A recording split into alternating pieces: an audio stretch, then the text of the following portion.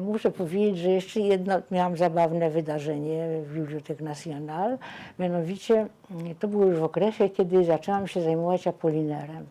Już wybrałam sobie Apollinera, powiedziałam, że będę pracować nad tym panem, bo mi się strasznie spodobał nie tylko wiersze, ale także jego osobowość, którą chciałam opisać. I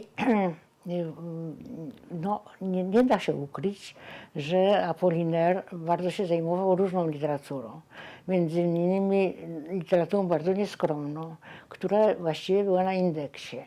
No, tam było jakichś uwiedzionych pannach, jakieś no takie dosyć niesamowite historie, ale naprawdę niesamowite, ale i naprawdę i nieprzyzwoite.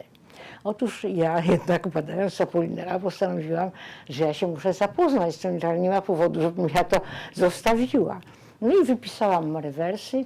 Zawsze przychodził woźny, przynosił tam książki, potem się brało już z kontuaru.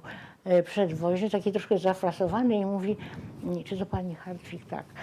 Pan dyrektor prosił, czy pani byłaby łaskawa zejść do niego. Ja mówię, bardzo proszę, no, ja panią zaprowadzę.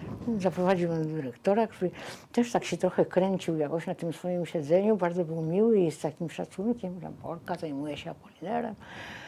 Ale mówi, proszę pani, mam taki program. Mianowicie to są książki, które są na indeksie, one są w tak zwanym enfer, w piekle tym, prawda, bibliotecznym i my je tylko wydajemy w bardzo szczególnych przypadkach. Widzę tutaj taką młodą panią i zastanawiam się, co ja mam z panią zrobić. No więc ja mówię, no myślę jednak, że pan dyrektor powinien się przychylić do mojej prośby, ponieważ ja piszę monografię o tym poecie. A, nie miałem pojęcia, w takim razie dostanie pan. To jest taka próba ogniowa na czytanie.